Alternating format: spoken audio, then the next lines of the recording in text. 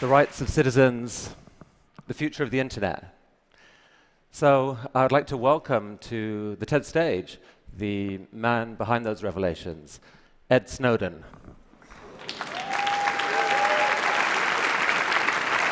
Ed is in a remote location somewhere in Russia, controlling this bot from his laptop, so he can see what the bot can see.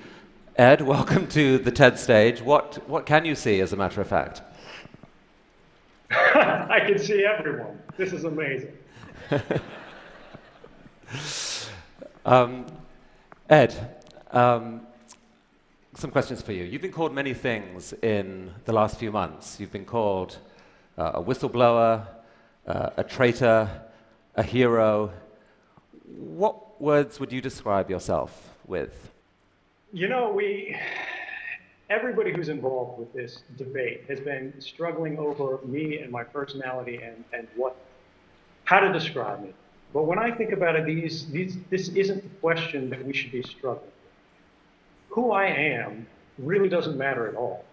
If I'm the worst person in the world, you can hate me and move on. What really matters here are the issues. What really matters here is the kind of government we want, the kind of internet we want, the kind of relationship between people and societies. And that's what I'm hoping the debate will move towards, and we've seen that increasing over time. If I had to describe myself, I wouldn't use words like hero, I wouldn't use patriot, and I wouldn't use traitor. I'd say I'm an American and I'm a citizen, just like everyone else. So just to give some context for those who don't know the whole story, This time a year ago, you were stationed in Hawaii, working as a consultant to the NSA. You had, as a sysadmin, you had access to their systems. And you began revealing certain classified documents to some hand-picked journalists, leading the way to June's revelations. Now, what propelled you to do this? You know,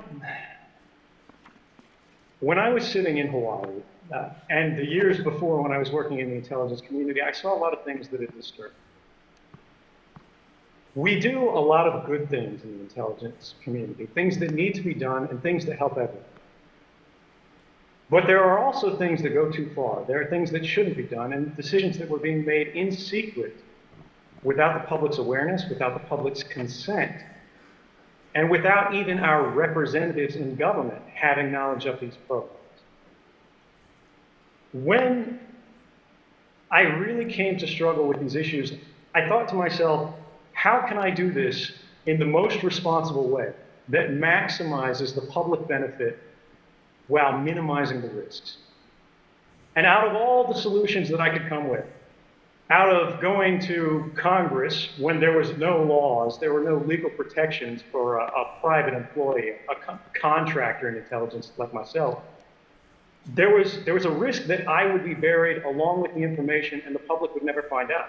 But the First Amendment of the United States Constitution guarantees us a free press for a reason.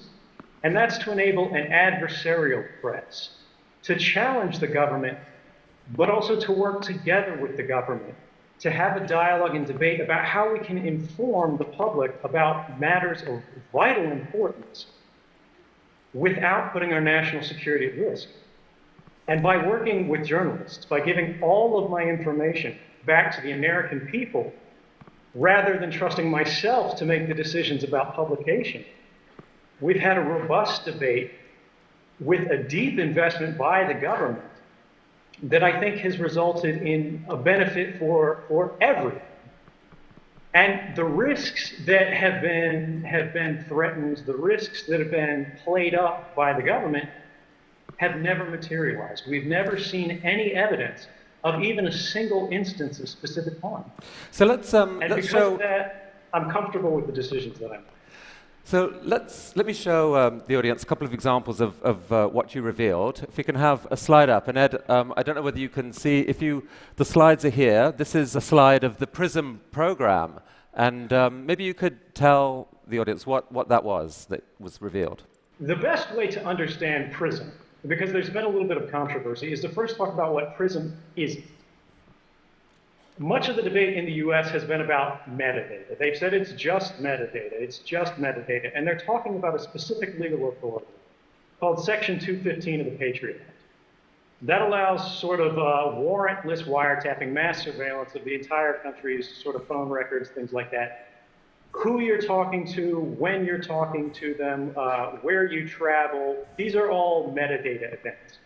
Prism is about content. It's a program through which the government could compel corporate America. It could sort of deputize corporate America to do its dirty work for the NSA. And even though some of these companies did resist, even though some of them, I believe Yahoo was one of them, challenged them in court, they all lost because it was never tried by an open court. They were only tried by a secret court. And something that we've seen, something about the Prism program that's very concerning me is there's been a talking point in the US government where they've said 15 federal judges have reviewed these programs and found them to be lawful. But what they don't tell you is those are secret judges in a secret court based on secret interpretations of law that's considered 34,000 warrant requests over 33 years, and in 33 years only rejected 11 government requests. These aren't the people that we want deciding what the role of corporate America in a free and open internet should be. Now, this slide that we're showing here shows the dates in which different technology companies, internet companies, are alleged to have joined the program and where data collection began from them. Now, they have denied collaborating with the NSA. How was that data collected by the NSA? Right, so the NSA's own slides refer to it as direct access. What that means to an actual NSA analyst, someone like me who is working as an intelligence analyst, targeting, Chinese cyber actors, things like that in Hawaii, is the provenance of that data is directly from their servers. It doesn't mean that there's a group of company representatives sitting in a smoky room with the NSA, palling around and making backroom deals about how they're going to give this stuff away. Now, each company handles it different ways. Some are responsible, some are somewhat less responsible. But the bottom line is when we talk about how this information is given, it's coming from the companies themselves. It's not stolen from the lines. But there's an important thing to remember here. Even though companies pushed back, even though companies demanded, hey, let's do this through a warrant process. Let's do this, where we actually have some sort of legal review, some sort of basis for handing over these users' data. We saw stories in the Washington Post last year that weren't as well reported as the Prism story that said the NSA broke in to the data center communications between Google to itself and Yahoo to itself. So even these companies that are cooperating in at least a compelled but hopefully lawful manner with the NSA isn't satisfied with that. And because of that, we need our companies to work very hard to guarantee that they're going to represent the interests of the user and also advocate for the rights of the users. And I think over the last year, we've seen the companies that are named on the Prism slides take great strides to do that, and I encourage them to continue. What more should they do? The biggest thing that an internet company in America can do today, right now, without consulting with lawyers to protect the rights of users worldwide, is to enable SSL or TLS, sort of encryption, web encryption on every page that you visit. The reason this matters is today, if you go to look at a copy of 1984 on Amazon.com, the NSA can see a record of that. The Russian intelligence service can see a record of that. The Chinese service can see a record of that. The French service, the German service, the services of Andorra, they can all see it because it's unencrypted. The world's library is Amazon.com. But not only do they not support encryption by default, you cannot choose to use encryption when browsing through books. This is something that we need to change, not just for Amazon. I don't mean to single them out, but they're a great example. All companies need to move to an encrypted browsing habit by default for all users who haven't taken any action or picked any special methods on their own. That'll increase the privacy and the rights that people enjoy worldwide. Ed, come with me to this part of the stage. I want to show you the next slide here. This is a program called Boundless Informant. What is that? So I've got to give credit to the NSA for using appropriate names on this. This is one of my favorite NSA cryptonyms. Boundless Informant is a program that the NSA hid from Congress. The NSA was previously asked by Congress, was there any ability that they had to even give a rough ballpark estimate of the amount of American communications that were being intercepted? They said no. They said, we don't track those stats, and we can't track those stats. We can't tell you how many communications we're intercepting around the world, because to tell you that would be to invade your privacy. Now, I really appreciate that sentiment from them, but the reality when you look at this slide is not only do they have the capability already exists. It's already in place. The NSA has its own internal data format that tracks both ends of a communication. And if it says this communication came from America, they can tell Congress how many of those communications they have today, right now. And what Boundless Informant tells us is more communications are being intercepted in America about Americans than there are in Russia about Russians. I'm not sure that's what an intelligence agency should be aiming for. Ed, there was a story broken in the Washington Post, again from your data. The headline says, NSA broke privacy rules thousands of times per year. Tell us about that. We also heard in congressional testimony last year, it was an amazing thing for someone like me who came from the NSA and who's seen the actual internal documents, knows what's in them, to see officials testifying under oath that there have been no abuses, that there have been no violations of the NSA's rules, when we knew this story was coming. But what's especially interesting about this, about the fact that the NSA has violated their own rules, their own laws, thousands of times in a single year, including one event by itself, one event out of those 2,776, that affected more than 3,000 people. In another event, they intercepted all the calls in Washington, D.C. by accident. What's amazing about this report that didn't get that much attention, is the fact that not only were there 2,776 abuses, the chairman of the Senate Intelligence Committee, Dianne Feinstein, had not seen this report until the Washington Post contacted her asking for comment on the report. And she then requested a copy from the NSA and received it, but had never seen this before that. What does that say about the state of oversight in American intelligence when the chairman of the Senate Intelligence Committee has no idea that the rules are being broken thousands of times every year? Ed, one response to this whole debate is this. It's why should we care about all this surveillance, honestly? I mean, look, if you've done nothing wrong, you've got nothing to worry about. What's wrong with that point of view? Well, so the first thing is you're giving up your rights. You're saying, hey, I don't think I'm going to need them, so I'm just going to trust that, let's get rid of them. It doesn't really matter. These guys are going to do the right thing. Your rights matter because you never know when you're going to need them.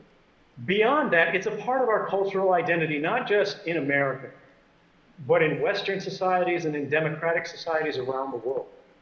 People should be able to pick up the phone and to call their family. People should be able to send a text message to their loved ones. People should be able to buy a book online.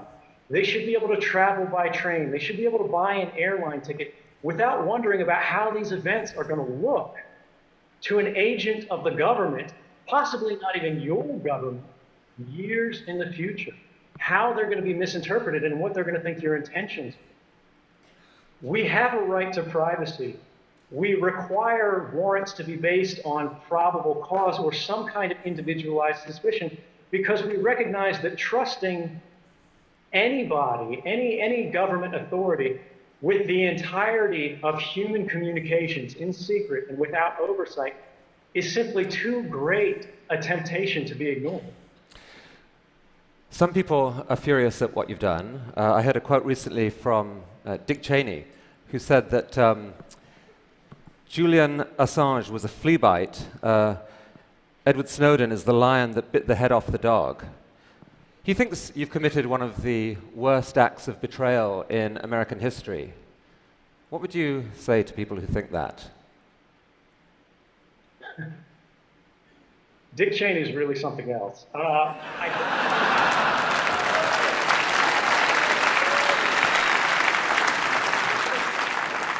Thank you. I think it's amazing because at the time, Julian Assange was doing some of his greatest work. Dick Cheney was saying he was going to end governments worldwide. The skies were going to ignite and the seas were going to boil off. And now he's saying it's a flea bite.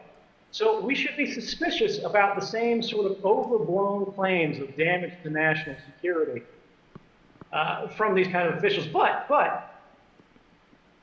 let's assume that these people really believe this.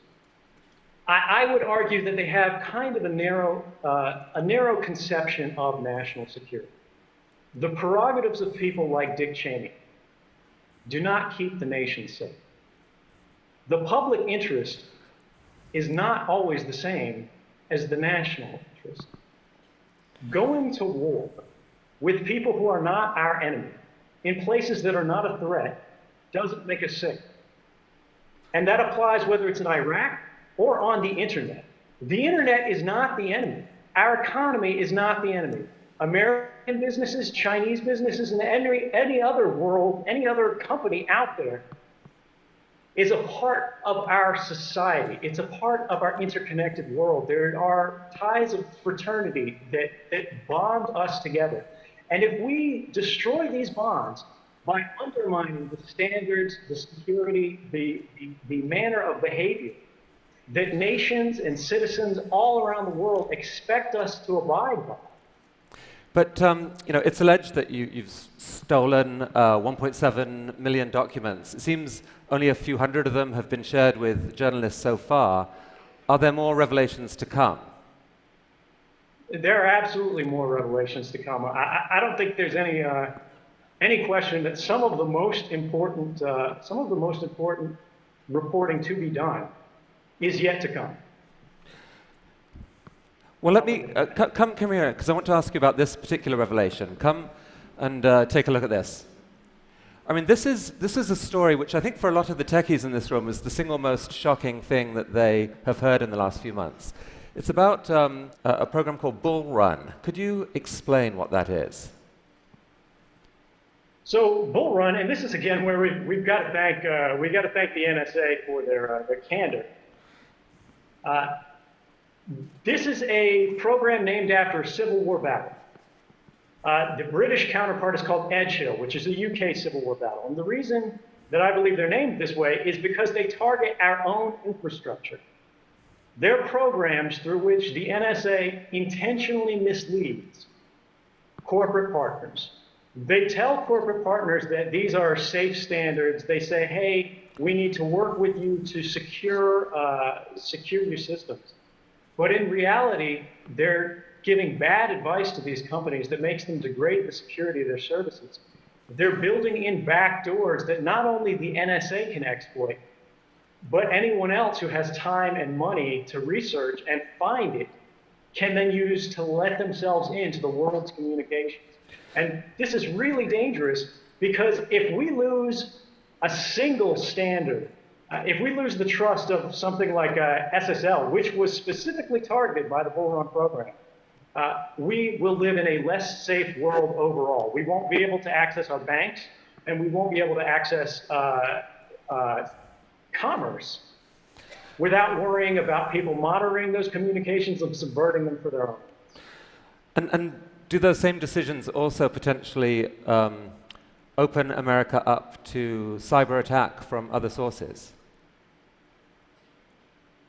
Absolutely.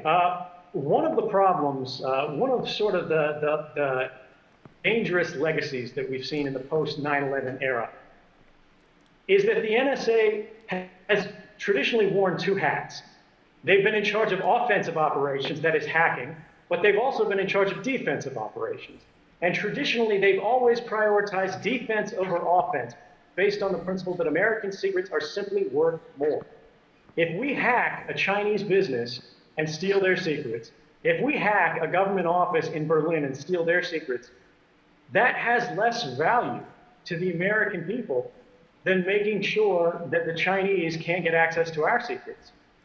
So by reducing the security of our communications, they're not only putting the world at risk, they're putting America at risk in a fundamental way, because intellectual property is the basis, the foundation of our economy. And if we put that at risk through weak security, we're going to be paying for it for years. But they've made a calculation that it was worth doing this as part of America's defense against terrorism. Surely that makes it a price worth paying. Well, when you look at the results of these programs stopping terrorism, you'll see that that's unfounded. And you don't have to take my word for it, because we've had the first open court, the first federal court that's reviewed this outside of sort of the secrecy arrangement, called these programs Orwellian and likely unconstitutional. The Congress, who has access to be briefed on these things and now has the desire to be, has produced bills to reform it. And 2 independent White House panels who reviewed all of the classified evidence said these programs have never stopped a single terrorist attack that was imminent in the United States. So is it really terrorism that we're stopping? Do these programs have any value at all? I say no, and all 3 branches of the American government say no as well. I mean, do you think there's a deeper motivation for them than the war against terrorism? I'm sorry, I couldn't hear you. Say again? Sorry, do you think there's a deeper motivation for them other than the war against terrorism? Yeah, the bottom line is that terrorism has always been what we in the intelligence world would call a cover for action. Terrorism is something that provokes an emotional response that allows people to rationalize authorizing powers and programs that they wouldn't give otherwise. The Bull Run and Edge Hill type programs, the NSA asked for these authorities back in the 1990s. They asked the FBI to go to Congress and make the case. The FBI went to Congress and did make the case. But Congress and the American people said no. They said it's not worth the risk to our economy. They said it's worth too much damage to our society to justify the gains. But what we saw is in the post-9/11 era, they used secrecy and they used the justification of terrorism to start these programs in secret without asking Congress, without asking the American people. And it's that kind of government behind closed doors that we need to guard ourselves against, because it makes us less safe and it offers no value. Okay, come with me here for a sec, because I've got a more personal question for you. Speaking of terror, most people would find the situation you're in right now in Russia pretty terrifying. You obviously, you heard what happened, what the treatment that Bradley Manning got, Chelsea Manning as now is. And there was a story in BuzzFeed saying that there are people in the intelligence community who want you dead. How are you coping with this? How are you coping with the fear? It's no mystery that there are governments out there that want to see me dead.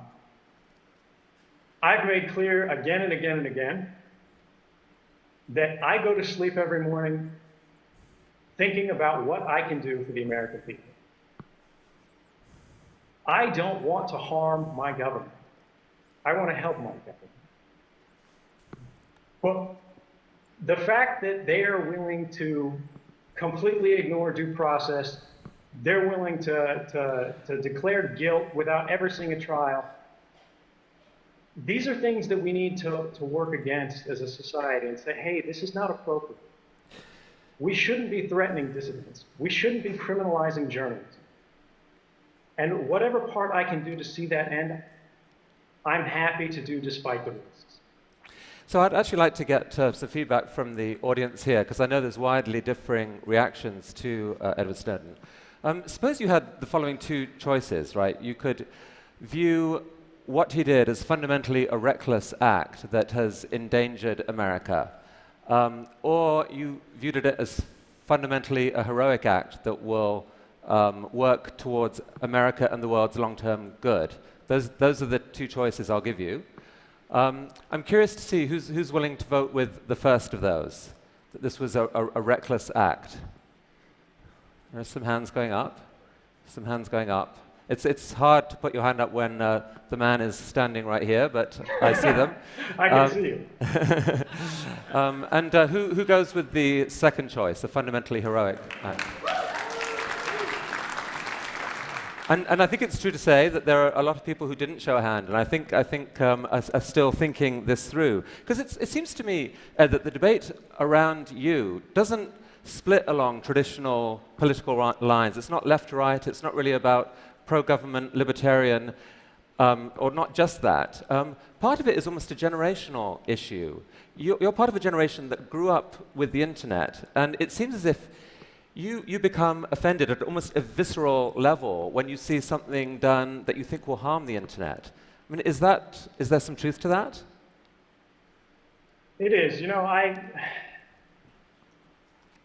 think it's very true. This is not a left or right issue. You know, our basic freedoms, and when I say our, I don't just mean Americans, I mean people around the world. It's not a partisan issue. These are things that all people believe in, and it's up to all of us to protect them.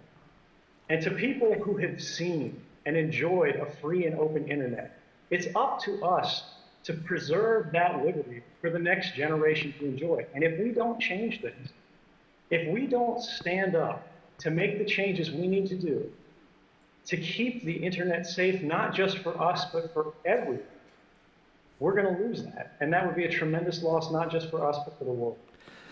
Well, I have heard similar language recently from the founder of the World Wide Web, who I actually think is with us, Sir Tim Berners-Lee. Tim, would you like to come up and say, do we have a microphone for Tim? Tim, good to see you. Come up there. Which camp are you in, by the way? Traitor, hero? I have a theory on this. I've given much longer answers to that question, but hero, if I have to make the choice between the two. And Ed, I think you've read the proposal that Sir Tim's talked about a new Magna Carta to take back the internet. Is that something that makes sense? Absolutely. I mean, my generation, I grew up not just thinking about the internet, but I grew up in the internet. And although I never expected to have the chance to defend it in such a direct and practical manner, and to sort of embody it in this unusual, almost avatar manner, I think there's something poetic about the fact that one of the sons of the internet has actually become close to the internet as a result of their political expression. And I believe that a Magna Carta for the internet is exactly what we need. We need to encode our values, not just in writing, but in the structure of the internet. And it's something that I invite everyone in the audience, not just here in Vancouver, but around the world, to join and participate in. Do you have a question for Ed? Well, it's the two questions, a general question. Ed, can you still hear us? Yes, I can hear you. Yeah. Okay. Oh, he's back. Somebody, the wiretap on your line got interfered with it for a moment. It's a little bit of an NSA problem. So from the 25 years, sort of stepping back and thinking, what would you think would be the best that we could achieve from all the discussions that we have about the web we want? You know, when we think about in terms of how far we can go, I think that's a question that's really only limited by what we're willing to put into it. I think the internet that we've enjoyed in the past has been exactly what we as a not just a nation, but as a people around the world need. And by cooperating, by engaging not just the technical parts of society, but as you said, the users, the people around the world who contribute through the internet, through social media, who just check the weather, who rely on it every day as a part of their life, to champion that. We'll get not just the internet we've had, but a better internet, a better now. something that we can use to build a future that'll be better, not just than what we hoped for, but anything that we could have imagined. It's 30 years ago that TED was founded, 1984. A lot of the conversation since then has been along the lines that actually George Orwell got it wrong. It's not Big Brother watching us. We, through the power of the web and transparency, are now watching Big Brother. Your revelations kind of drove a stake through the heart of that rather optimistic view. But you still believe there's a way of doing something about that. And you do too. Right. So there is an argument to be made that the powers of Big Brother have increased enormously.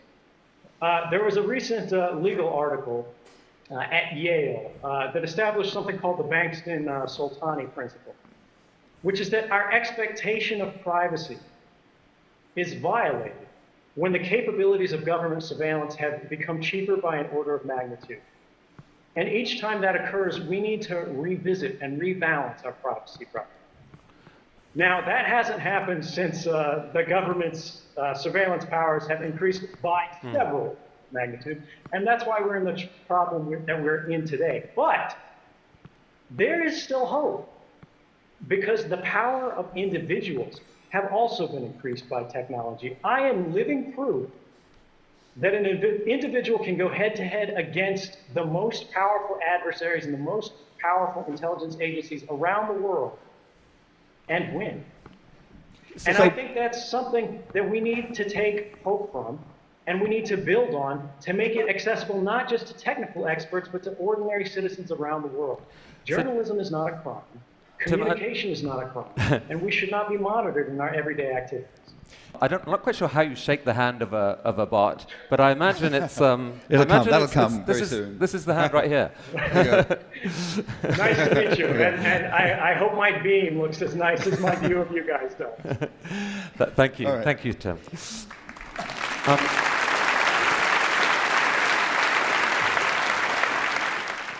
I mean, the New York Times recently called for an amnesty for you. Would you welcome the chance to come back to America? Absolutely. I mean, there's really no question.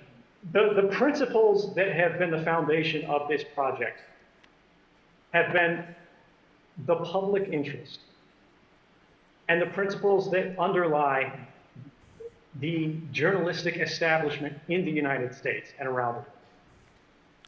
And I think if the press is now saying, we support this, this is something that needed to happen, that's a powerful argument, but it's not the final argument. And I think that's something that the public should decide. But at the same time, the government has hinted that they want some kind of deal, that they want me to sort of compromise the journalists with which I've been working to come back. And I want to make it very clear that I did not do this to be safe. I did this to do what was right. And I'm not going to stop my work in the public interest just to benefit myself. Well, in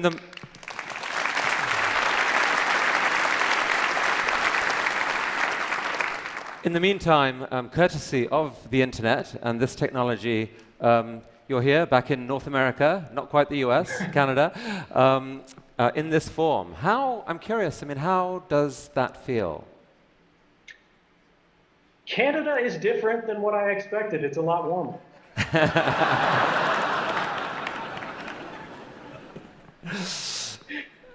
The mission is ideas worth spreading. If you could encapsulate it in a single idea, what is your idea worth spreading right now at this moment?